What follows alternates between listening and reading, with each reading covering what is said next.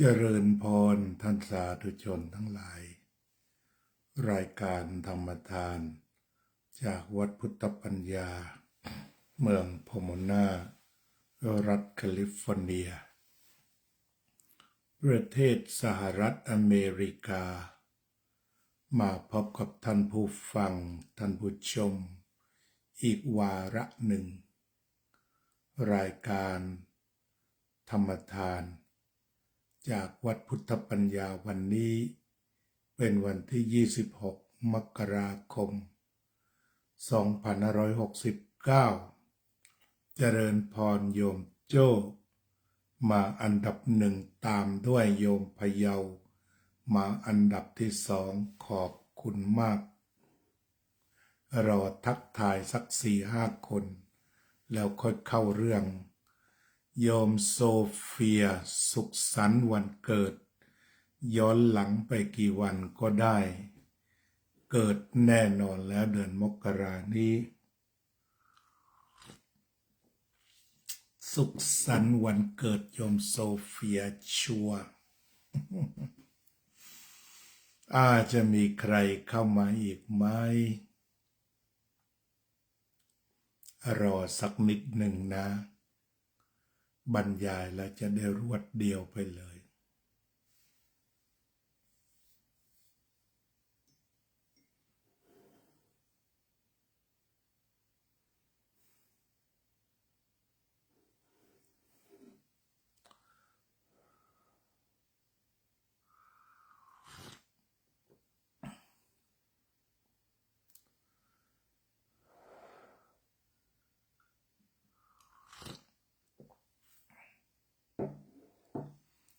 เจริญพรโยมฉันเจริญพรโยมหนูติ้วสุดซ่ายินดีต้อนรับสู่รายการธรรมทานจากวัดพุทธปัญญามีใครมาอีก เจริญพรสุขสันต์วันเกิดโยมโซเฟีย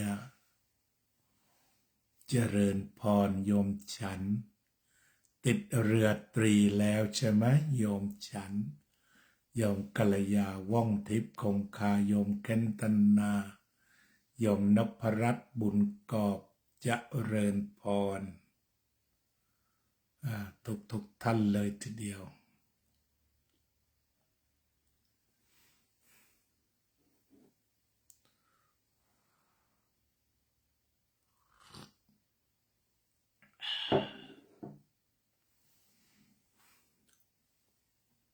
โยมสุนิตวงศ์สุเทพ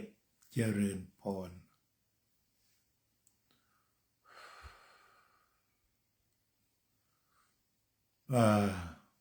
เอานะน่าจะมากันพอสมควรแล้ว7 คน8 คนโยมระเบียบรวนกระโทกเรือตรีฉันรายงานตัวครับอนุโมทนาขออวยพรเป็นการส่วนตัวว่าปีใหม่นี้จงมีความสงบขอให้พบสิ่งดีๆที่มุ่งหวังสุขภาพกายดีสุขภาพจิตดีมีพลังสุขสมหวังสดชื่นทุกคืนวันสุขสมหวังสดชื่นหมื่นปี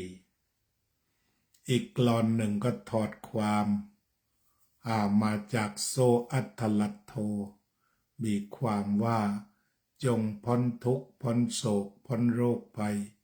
กระทำการใดๆสำเร็จผลมีความสุขท่ามกลางญาติและฝูงชนไม่ยากจนมีทรัพย์พอก็สุขนั้นลูกเรือตรีฉันให้มีความเจริญก้าวหน้าในหน้าที่การงานให้ตระหนักอยู่เสมอว่าบัดนี้ลูกได้ทำหน้าที่ธรรมทูตคฤหัสถ์เต็มเวลาเพื่องานเผยแผ่ธรรมะก็ขอให้มีความภูมิใจที่ได้บวชจนเป็นปริญญา9 แล้วก็มีธรรมะเป็นที่พึ่งทั้งกายทั้งใจเป็นเครื่องพิสูจน์ว่าพระธรรมนั้นเป็นที่พึ่งของเราได้จริงเรือตรีฉันอาจารย์ทิติวรทินโนโยมจิรารัตน์เกียรติสันติกุลเจริญพร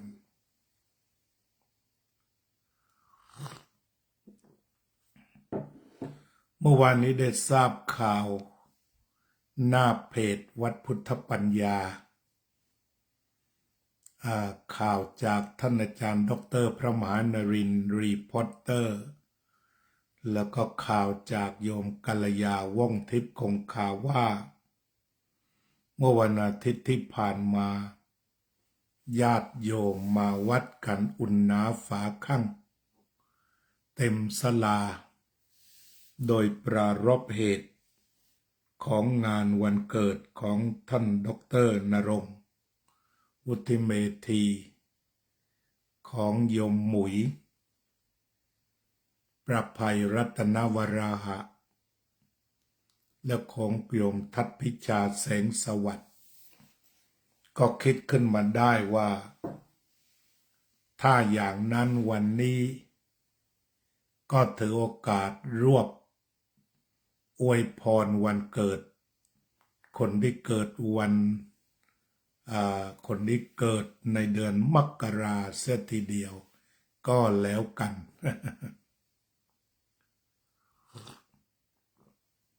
ถือโอกาสอวยพรวันเกิดคนเกิดเดือนมกราคมเสียทีเดียวซึ่งอาตมาน่าจะเป็นหัวหอกเพราะว่าเกิดวันที่2 มกราคมและก็ไล่เรื่อยมาหลายท่านก็ถือโอกาสพูดถึงเรื่องวันเกิดโยมโซเฟียด้วยใช่อาตมาโยมโซเฟียโยมทัตพิชาดร.นรินทร์ดร.ณรงค์แล้วก็โยมหมุย6 ท่านเท่าที่คิดได้เมื่อเป็นอย่างนี้ก็ถือโอกาสวันนี้ธรรมสมโภชวันเกิดของคนเดือนมกราคมทีนี้พูดตามหลักของพระพุทธเจ้าเป๊ะๆว่าผู้ที่จะเกิดมาเป็นมนุษย์ได้จะต้องเคยปฏิบัติกุศลกรรมบท10 ประการ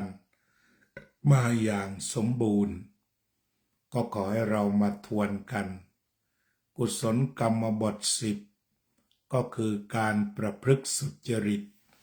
ทางกายทางวาจาทางใจการประพฤติสุจริตทางกายได้แก่การไม่ฆ่าสัตว์ไม่ลักทรัพย์ไม่ประพฤติผิดในกามอันนี้ก็ชัดเจนตรงไปตรงมาเป็นข้อปฏิบัติใครทบทวนดูเราเว้นได้ไหมเจตนาจะเว้นเรื่องเหล่านี้ได้ไหมถ้าเว้นได้ก็น่าอนุโมทนา Good morning วัดพุทธปัญญา so much snow in Buffalo very beautiful after you deep touching the existing of snowing you feel is beautiful and wonderful and if your mind is full of fear you scare you think much snow very awful and if you think in the positive thinking it is very awesome and wonderful it depends upon approach or perspective of those who have the normal mind okay I encourage you I wish you have a safe warm and good day pretty soon thank you Dave to participate our member of listening Dhamma โยมนาฬิกาไซเจริญพร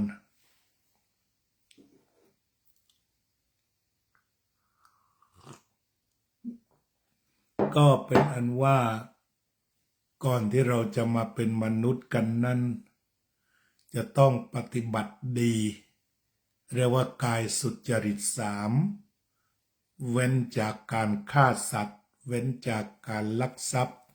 เว้นจากการประพฤติผิดในกามเรียกว่าธรรมะที่จะนำเราไปเกิดเป็นมนุษย์ส่วนทางวาจาเรียกว่าเป็นผู้ประพฤติวจีสุจริตได้แก่งดเว้นจากการพูดเท็จงดเว้นจากการพูดคำหยาบงดเว้นจากการพูดส่อเสียดงดเว้นจากการพูดเพ้อเจ้อตรงนี้ก็เป็นกุศลอีกเมื่องดเว้นได้ต่อไปทางใจสุจริตทางใจไม่โลภอยากได้ของเขาไม่พยาบาทคิดปองร้ายเขา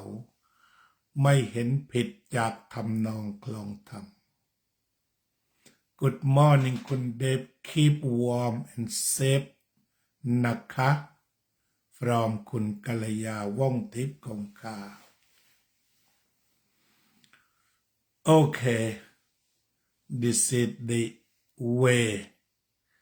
for being born as human being. The Buddha said it is very difficult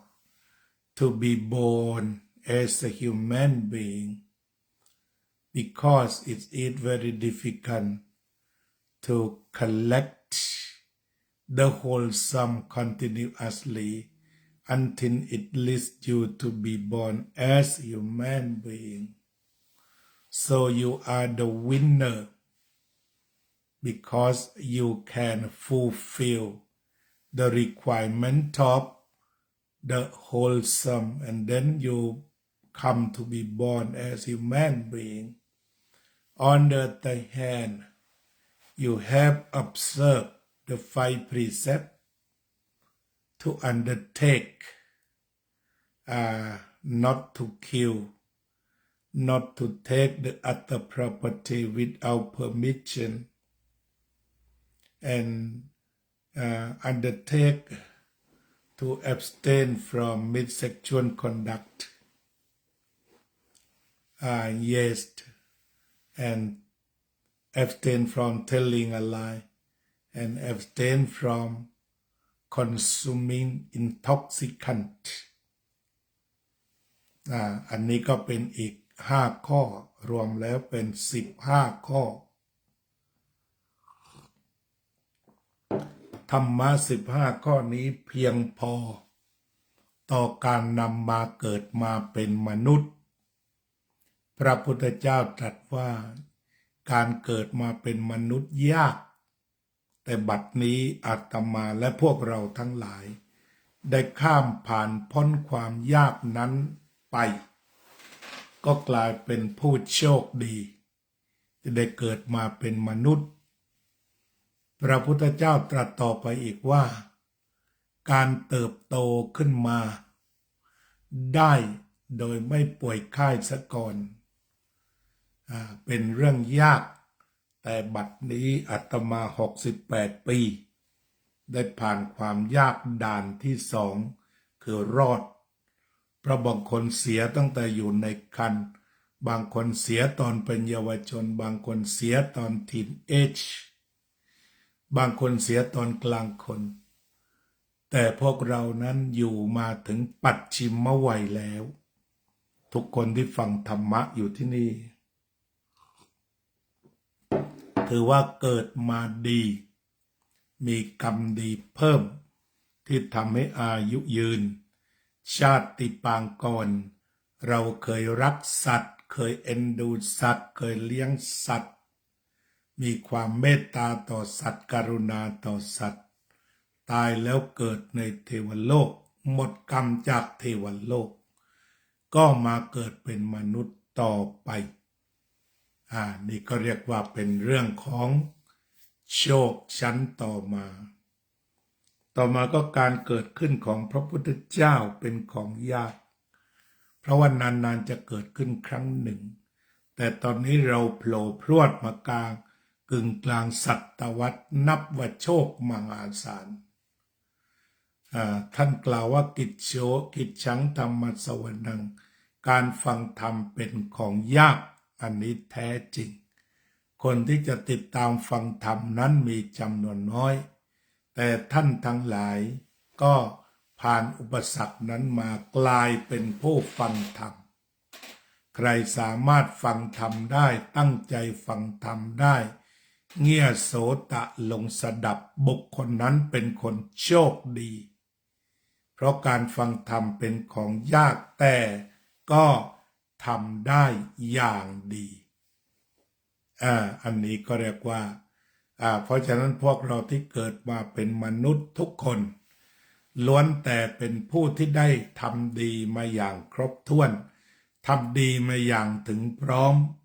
เมื่อเรามาทราบข่าวพระพุทธเจ้าทราบธรรมพระพุทธเจ้าก็จงภูมิใจพอใจยินดีสำรวมระวังในความเป็นมนุษย์ใช้โอกาสที่เราได้เกิดมาเป็นมนุษย์นี้สร้างบุญสร้างกุศลปฏิบัติธรรมถ้าเราไม่สามารถจะบรรลุนิพพานได้ชีวิตอมตะนิรันดร์ในชาตินี้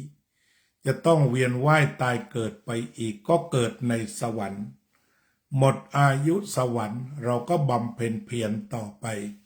จนกว่าจะถึงพระนิพพานเพราะเมื่อเราได้พบพระพุทธศาสนาพระพุทธศาสนาสอนเรื่องชาติก่อนชาตินี้ชาติหน้าแล้วก็เหตุที่จะไปเกิดเป็นดี